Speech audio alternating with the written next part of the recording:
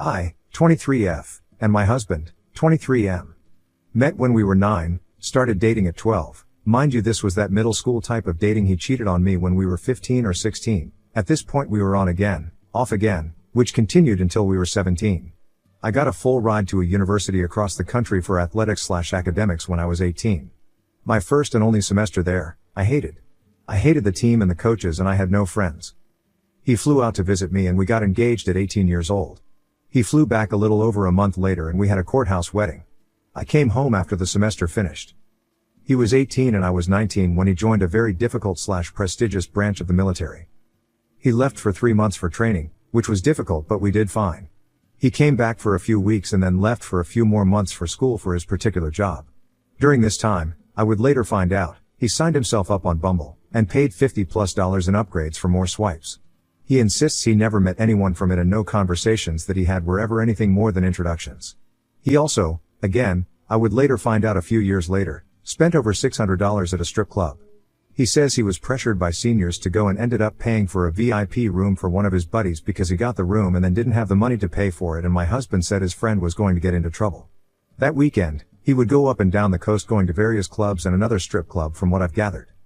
At 19, we moved states and got our first house together. At 20, he deployed. This would be a very difficult time in our lives, and even more difficult after he got home.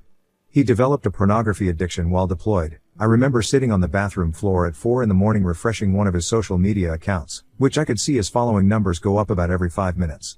All porn accounts. He pressured me for pictures and videos and I would feel guilty for not doing the things he wanted, and I felt like if I didn't he was just going to find someone else to do it for him.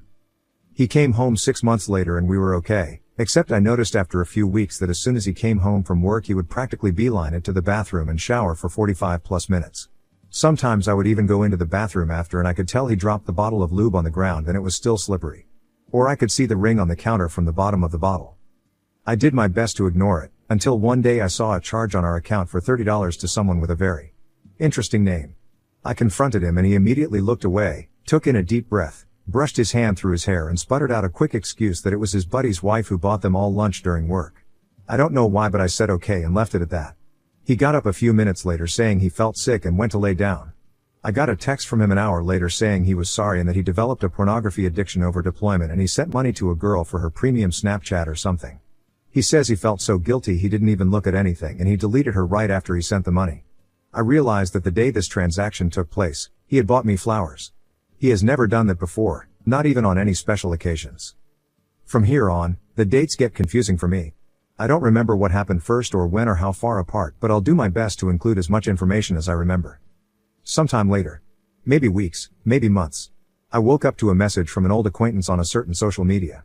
I think we were still 20 or maybe 21. I don't remember what exactly she said, something along the lines of "I just wanted you to know Forex said this to me" or something like that. He had messaged her the night prior, whilst drinking at a friend's house down the road, that he loved and missed her. I wish so badly I could remember more, but for some reason I can't. I know she said something like "You can't be saying this, you're married," and he said something along the lines of "I don't care." I screamed at him to wake up, but he was still drunk. I told him I wanted a divorce. I locked myself in the bathroom and hurt myself because I wanted to feel anything other than how I felt at that moment. I don't know how much time passed. When he opened the door, he said he didn't send those messages. He said that he left his phone plugged into the speaker and his friend was using it to play music. He said his friend must have seen the girl's story and messaged her trying to get nudes.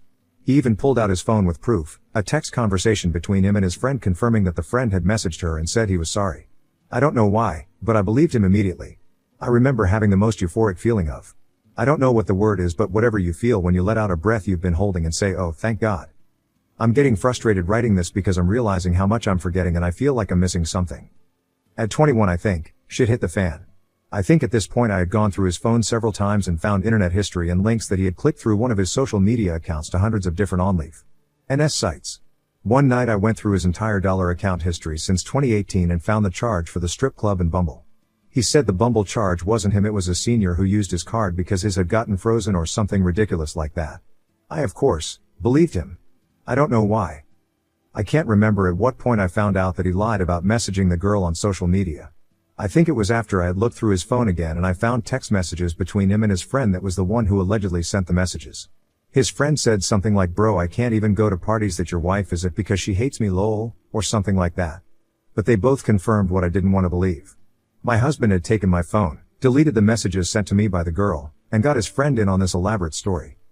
I can't remember when I found out that he did in fact download and pay for upgrades on Bumble. I think I just knew at this point he was lying, and grilled him long enough that he relented. He said he never met anyone or anything, and he said during the conversation, I only paid for the upgrade because no one would ever swipe for me. Or something like that. I can't remember at what point we went to legal on base and got information to file for divorce. I'd never seen him cry before besides one other time. After we got married, at the airport, he cried so hard and he wouldn't let me see. Just hugged me and buried my face in his chest so I wouldn't see. He said he didn't want to leave. But he cried constantly after I told him this was it and that I had an appointment and paperwork filled out to file for divorce. I'd never seen him like this before. Constantly saying he was sorry, deleting every social media account he'd ever owned. Crying at the drop of a pin. Saying things like he will never marry again, I could have everything in our savings, he'd pay for me to finish college if that's what I wanted. I relented and we went to marriage counseling. He stepped up, a lot. He was never on his phone anymore. Would keep his phone unlocked and face up on the table. Told me I could go through it any time I asked. Promised to stop watching porn. He even started cleaning the house and making dinner before I got home from work. He stopped drinking with his friends. It was a complete 180. For a while. The issues started to arise when every little thing would trigger a panic attack. He couldn't hang out with his friends without me freaking out. He began drinking with his friends again maybe a few weeks later. One night he wasn't home by the time he told me he would be and I just broke. I ended up in the hospital and it was just the start of this toxic cycle. He would do something that would trigger me, whether it be drinking with his friends or the occasional YouTube short I would see in his watch history of a half-naked woman with her tits out and bouncing up and down. I would scream at him and berate him and degrade him because I wanted him to feel exactly how I felt. I think marriage counseling eventually helped a lot. After the hospital I finally got my own therapist. She was my best friend. I still text her to this day. I didn't have any friends where we lived. He worked with his friends every day and every weekend they would all party. I didn't have anyone. My friends and family were back home. I'm shy and have really bad social anxiety and I've always had trouble making friends because I can't seem to ever open my mouth when there's more than 3 people in the room. Whenever he would leave to go anywhere, I felt so alone. I think at 22 our marriage really started improving again. We went on vacation together and were able to work through a lot of issues and we were able to communicate things we were feeling and it was amazing. We both felt so hurt and we were able to find happy mediums on issues and relayed boundaries that each of us respected. I was 23 when I moved home a few months before his contract ended. He tied up his loose ends on the house and work and he moved back home with me. He tried working a night shift blue-collar job, making good money, even more than he made in the military. But he hated it. He hated everything about it. He missed his friends and his job. His friends were his family. This was the first time I'd ever seen him truly depressed. 5 months later he joined a different branch of the military. I didn't want him to. I wanted him to stay and have a normal life with me. I wanted to work normal jobs and have a family. He doesn't. He said he doesn't even want a family. I had started nursing school and my best friend whom I hardly ever got to see had a baby. I finally had a group of friends and family I was able to hang out with every week. He left and got stationed in a different state, but only about 600 miles away this time. Far, but drivable. He came home for a visit after only a week of being there. We were doing good at this point. Texting and calling a lot. A little over a month ago he left to go across the country for a 6-week exercise in the desert. He didn't have his phone for most of it, but he was able to text me once over a week ago. He didn't text again after that, until I messaged him letting him know that a pet of mine had died. He replied immediately. I've realized that he has had his phone, but just hasn't been talking to me. Yesterday, he texted me in the morning letting me know that he was going to spend an upcoming holiday with an old military friend from his previous branch, and then the holiday after that he wanted to go see his extended family in a different state. We've talked a lot since then, not about anything good. I've asked why he's pushing me away and he said he's focusing on his goals. I said I felt like I was being put on the back burner until he was ready to acknowledge me and our marriage and I tried to tell him he didn't have to be alone and that I would support him. He said, "You can't though. You say you can but you didn't support college or the CIA so I kind of felt I should just do this alone and get rid of some of the negativity." And I realized he was right. He brought up college when we were about 21 maybe 22 and I actually scoffed at him because I didn't realize he was being serious. I didn't believe he could do something like that. He barely graduated high school. He went to 4 different high schools total, never getting above a 1.5 GPA. I tried doing his homework to keep him afloat but he didn't care. I even got him enrolled in the same online academy that I attended, due to public school not fitting around my athletic schedule, and I had to do every class and every assignment for him because he would never do them. He ended up graduating from what you would call an alternative high school. After telling me he wanted to go to college, he then told me he was going to join the CIA. This was just unfathomable to me. I didn't know what to do because he wanted my support, but I also didn't want to lie to him and tell him I believed in him. I guess I still don't. And I feel awful, and I can't imagine the feeling of your spouse not supporting you unconditionally. I don't know how to support him in something I just don't think he can do. And now we're here. Neither of us want a divorce. Both of us know our relationship hasn't been the best. We both don't know what to do. I would feel so lost and empty without him. I've known him for more than half of my life. Our personalities are formed around each other. We talk the same, we have the same mannerisms. We experienced growing up together and becoming adults together. I just want to add that these experiences I've listed were the worst times. We've had amazing experiences together. We have so much fucking fun together. He makes me laugh more than anyone else can. He knows everything about me and has been there for every important moment in my life. I'm absolutely terrified of the future. I'm scared to tell my family if we get a divorce. I don't want to be another statistic. I know we got married young, I know we are a military family, I know that.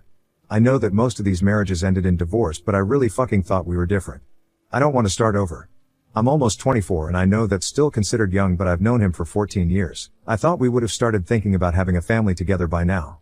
He just wants to focus on his career and says he doesn't think he even wants a family. I don't know what to do anymore. If you're still here, thanks for reading. I apologize if I'm all over the place. I haven't ever shared all this with anyone. I'm embarrassed of my situation and feel at a loss at what to do anymore. I'm really nervous to read any replies because I think I know what they're all going to say. Update 1, Sept 29th, 2023. After over 1,000 people castigating me in the comment section, I wanted to sort of give an update and answer a few questions. First off, yes, I can in fact type like a mother effer. I had every intention creating this post with anonymity, which obviously went down the drain as soon as I started typing. I didn't think this would get more than a couple thousand views, and a handful of comments. I typed out every ignominious detail because I needed to see for myself everything in one spot. Someone said I must be exhausting to be around if I tell my friends and family all this. Well, you'll be happy to know that no one knows. I have never told any of my friends and family even a percentage of what has happened. That's why I ended up writing an epic. I wanted someone to know everything and tell me what to do because my brain has become this convoluted, the rose-colored type of convoluted, mess of. I don't even know. I have made my husband out to be this strong, loving, endearing, charismatic provider, and I know why. I've spent my entire life wanting to be the fucking best at everything. My dad's favorite thing he used to say to me every day after practice was second place is just the first loser. And I fucking held on to that. I was the best.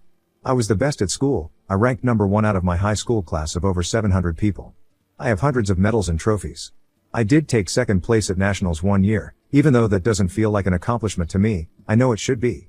But after dropping out of college and leaving behind a full-ride athletic and academic scholarship, I wanted it to be worth something.